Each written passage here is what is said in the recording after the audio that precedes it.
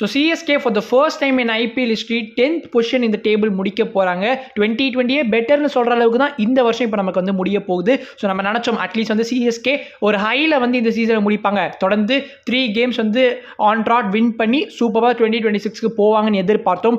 ஆனால் இதுதான் வந்து சிஎஸ்கேயோட வேர்ஸ்ட் மேட்சாக இருக்கும்னு நினைக்கிறேன் இந்த சீசன்லேயே. டெரிபிள் பேட்டிங் ஆஃப்டர் பவர் பிளேல சிஎஸ்கேயோட ஹையஸ்ட் ஸ்கோர் இந்த சீசனில் பார்த்தீங்கன்னா இந்த மேட்ச்சில் தான் வந்திருக்கு. ஸோ 65 ரன்ஸ் ப்ளஸ் ஸ்கோர் பண்ணியிருப்பாங்க. ஆயுஷ் மாத்திரே ஒரு சூப்பரான ஒரு ஸ்டார்ட்டை கொடுத்துருப்பாரு. Gem of a player, find of the season, one for the future அப்படின்னு ஆயுஷ் மாத்திரே கண்டிப்பா சொல்லியாலும். லாஸ்ட் கேம் கேகேஆருக்கு எதிராக மட்டும் தான் அந்த ஒரு டக் தவிர மற்ற 4 கேம்ஸ்லயும் பாத்தீங்கன்னா ஆர்சிபிக்கு எதிராக வந்து 90+ ரன்ஸ். அதுக்கப்புறம் அவரோட டெபியூ கேம்ல 32 of 15, எஸ்ஆர்எச்க்கு எதிராக 30 of 19 அண்ட் இன்னைக்கு 43 of 20. ஸோ சூப்பரா கன்சிஸ்டன்டா வந்து he has been scoring runs and இது வந்து சிஎஸ்கேக்கு செம பாசிட்டிவான ஒரு விஷயம். அட் த டாப் உங்களுக்கு இந்த மாதிரி ஒரு பிளேயர் கண்டிப்பாக தேவை.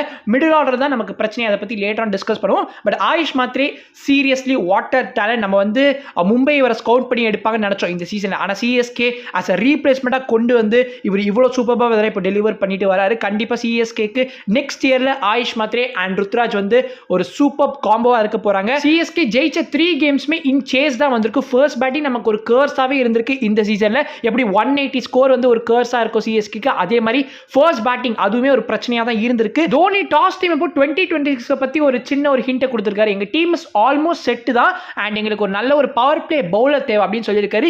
எதுக்காக பவர் பிளே பவுலர் உங்களுக்கு தேவை, அதான் எனக்கு ஃபர்ஸ்ட் ஆஃப் ஆல் புரிய மாட்டேங்குது. உங்களுக்கு ஆல்ரெடி கலீல் அஹ்மத் அண்ட் அன்ஷுல் கம்போஜ் இருக்காங்க, 2 பேருமே சூப்பரா டெலிவர் பண்ணிட்டு வராங்க. அண்ட் இன்னைக்கு கேம்லயும் பார்த்துருப்பீங்க கலீல் அஹ்மத் அந்த ஃபர்ஸ்ட் ஓவரை டெரிஃபிக்கா பவுல் பண்ணிருப்பாரு. And Anshul is also definitely good தான். பட் அன்ஷுல் கிட்ட இருந்து சிஎஸ்கே மூவ் ஆன் ஆகுறாங்களா, வேற ஏதாவது ஒரு பவுலர் ட்ரை பண்ண போறாங்களா அப்படின்ற ஒரு சந்தேகம் கண்டிப்பா வந்திருக்கு. பிகாஸ் தோனி அப்படி தாங்க மீன் பண்ணியிருக்காரு, பவர் பிளேல எங்களுக்கு பவுல் பண்ணதுக்கு ஒரு நல்ல பவுலர் தேவை அப்படின்ற மாதிரி சொல்லியிருக்காரு. And Ashwin after the power play use பண்ணதுமே குட் மூவ் தான், உங்களுக்கு அது கைண்ட் ஆஃப் ஒர்க் அவுட் ஆன மாதிரியுமே இருந்துச்சு. Probably Ashwin next season continue பண்ணார்னா அவர் இந்த மாதிரி ஒரு ஃப்ரேம்ல தான் நீங்க கொண்டே வரணும். ஆஃப்டர் த 6 overs இன்னைக்கு ஆஷ் 2 விக்கெட்டுமே வந்து வீழ்த்திருப்பாரு, Sanju Samson and Vaibhav Suryavanshi. Kind of CSK அந்த பாயிண்ட்ல வந்து கேம்குள்ள வர பார்த்தாங்க. அண்ட் ஆர்ஆருமே உங்களுக்கு தெரியும் அவங்களோட ஹிஸ்ட்ரி எப்படி இருந்திருக்கு இந்த சீசன்ல அப்படின்னு. அந்த ஆர்சிபி கேமே வந்து ஒரு பெரிய எக்ஸாம்பிள். ஸோ ஜுரேல் வந்து இருந்திருப்பாரு, கிட்டத்தட்ட லாஸ்ட் 2 overs வந்து உங்களுக்கு 19 என்ன தான் தேவையா இருந்துச்சு. பட் ஸ்டில் ஆர்ஆர் அந்த கேமை லூஸ் பண்ணிருப்பாங்க. ஸோ கைண்ட் ஆஃப் ஹோப் இருந்துச்சு, ஓகே இந்த இடத்துல வந்து ஒரு ஆர்ஆர் கொலாப்ஸ் நம்ம எதிர்பார்க்கலாம் அப்படின்னு தான் தோணுச்சு. பட் எஸ் சிம்பிளா வந்து 18th ஓவர்லயே மேட்ச் வந்து ஃபினிஷ் பண்ணிட்டாங்க. அண்ட் கைஸ் எனக்கு என்னமோ Ruturaj is the missing piece in our batting line அப்னு தோணுது. நிறைய பேர் எனக்கு ஒரு அட்டாக்கிங் ஓபனர் வேணும்பா, எங்களுக்கு ஒரு லோவர் ஆர்டர் ஹிட்டர் வேணும்பா அப்படிலாம் சொல்லிட்டு இருக்கீங்க இல்லையா. But Ruturaj game against spin and pace ரெண்டுமே அட்டகாசமா இருக்கும். அண்ட் நிறைய சிஎஸ்கே ஃபேன்ஸ் அவர் கிரிட்டிசைஸ் பண்ணுவாங்க, அவர் கொஞ்சம் அக்ரெசிவா இருக்கணும், அவர் ரொம்ப ஸ்லோவா ப்ளே பண்ணாரு, அவர் ஸ்ட்ரைக் ரேட் அவர் இம்ப்ரூவ் பண்ணணும் அப்படிலாம் சொல்லி கேள்விப்பட்டிருக்கேன். நம்மளோட first game of the season against MI in Chepauk அந்த கேம்லயே அந்த ருத்ராஜ் வந்து காமிச்சிருப்பாரு என்னால அக்ரெசிவா ப்ளே பண்ண முடியும்டா. In less than 25 balls I guess வந்து 50 ஸ்கோர் பண்ணிருப்பாரு.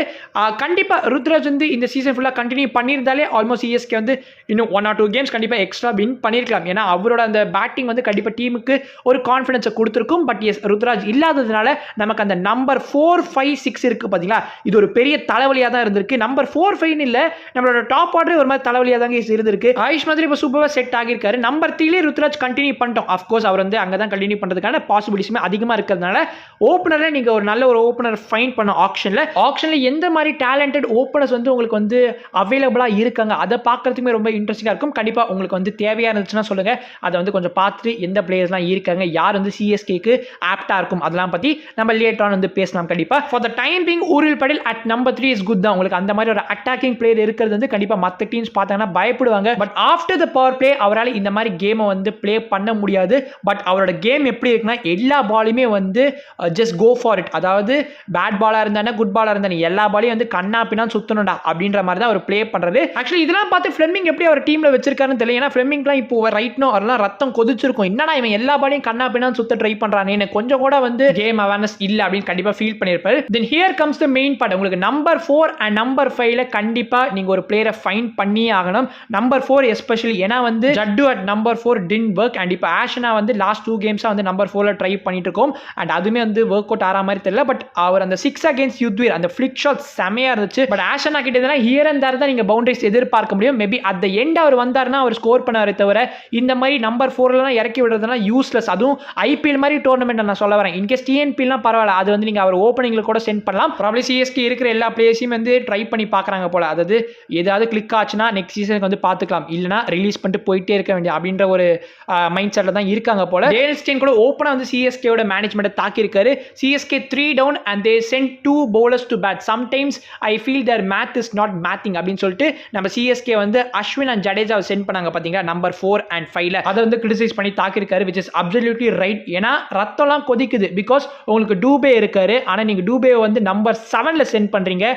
தோனி நம்பர் 8ல வராரு and one of your best batters of the season Dewald Brevis number 6ல வராரு. Where is the logic? நீங்க அவரோட விக்கெட்டை சேவ் பண்ணி என்னடா பண்ண போறீங்க? நம்பர் 4ல சென்ட் பண்ணுங்கடா, தலையால அடிச்சுக்கிறோம். And Dube I seriously doubt whether அவர் ஒரு பேட்டர் தானா அப்படின்னு. எஸ், அவர் எல்லா கேமையும் ட்ரை பண்றாரு தான். அவரோட யூசுவல் பொசிஷன்ல வந்து அவர் ப்ளே பண்ணாம வேற ஒரு பொசிஷன்ல ப்ளே பண்ணதா எல்லாமே அக்செப்டட் தான். பட் அதுக்கான காரணம் யாருங்க? டீம் தானே. முதல்ல இந்த மாதிரி டிசிஷன்ஸ்லாம் யார் எடுக்கிறாங்க அப்படிங்கறதே புரிய மாட்டேங்குது. தோனி எடுக்கிறாரா, ஃபிளெமிங் எடுக்கிறாரா, இல்ல வேற நம்ம மேனேஜ்மெண்ட் எடுக்கிறாங்களா? எதுவுமே அது புரிய மாட்டேங்குது. பிகாஸ் டூபே என்னன்னா கடைசியில வராரு, அவருக்கு அப்புறமா தோனி வராரு அண்ட் ஜடேஜா அஸ்வின் ப்ரோமோட் பண்றோம், பிரேவிஸ் நடுவில் வந்து மாட்டிக்கிறாரு. எல்லாமே மிஸ் மேட்சா இருக்கு. No one is playing in their usual position. அதுதான் இந்த வருஷம் டீமுக்கு பிரச்சனையாவே அமைஞ்சிருக்கு. டூபே எப்போதான் அவரோட ஷார்ட் பால் கேம் இம்ப்ரூவ் பண்ண போறான்னு தெரியல. கொஞ்சம் அவுட் சைட்ல போட்டாலுமே வந்து கஷ்டப்படுறாரு.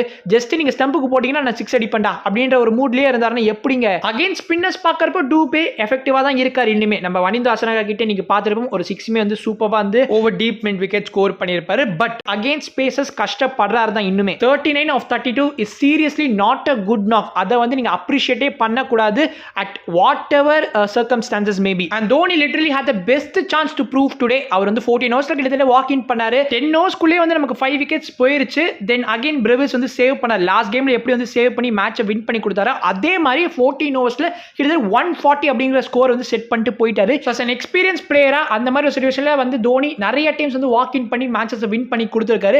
அட்லீஸ்ட் ஸ்கோரை 210 220 கொண்டு போயிருக்கலாம் at that point of time. நமக்கு வந்து டூபே அண்ட் தோனின்னு சொல்லிட்டு 2 பெஸ்ட் பிளேஸ் இருந்தாங்க. பட் ஸ்டில் நம்ம 187 ரன்ஸ் தான் போஸ்ட் பண்ணிருந்தோம். லாஸ்ட் 3 ஓவர்ஸ்ல வெறும் 17 ரன் தான் வந்துச்சு. ஐ அம் டாம் ஷூர் வேற ஏதாவது டீம் இதே அருண் ஜேட்லி ஸ்டேடியம்ல இந்த ஆர்ஆரோட பவுலிங் அட்டாக் ஃபேஸ் பண்ணியிருந்தாங்க மினிமம் 215 ரன்ஸ் கேரண்டின்னு சொல்லி நம்ம கண்டிப்பா சிஎஸ்கே 20-30 ரன் ஷாட் தான். RR didn't have any issues right from the start. Jaiswal வந்து from the very go அவர் வந்து ஸ்ட்ரைக் பண்ண பார்த்தாரு. அவர் தான் வந்து மோஸ்ட் ஆஃப் த ஸ்ட்ரைக்குமே பார்த்தீங்கன்னா வச்சிருந்தாரு. ஸோ வந்து நம்ம வைபவ் சூரியவன்ஷி வந்து ஜெய்ஸ்வால் அவுட் ஆகிறப்போ வெறும் 2-3 பால் தான் வந்து ஃபேஸே பண்ணியிருந்தாரு. சரியான ரா டேலண்ட் அவர் இருக்காரு. அந்த 100 அடிச்சப்போ I was very much impress. ஆனால் இப்போ வந்து இந்த கேம் பார்த்ததுக்கு அப்புறமா மெச்சூரா ப்ளே பண்றாரு.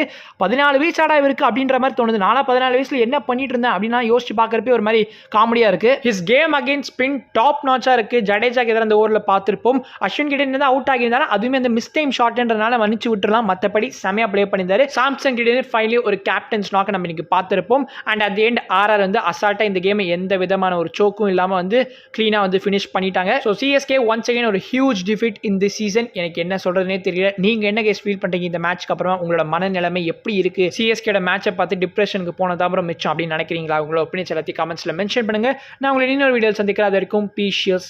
பாய்.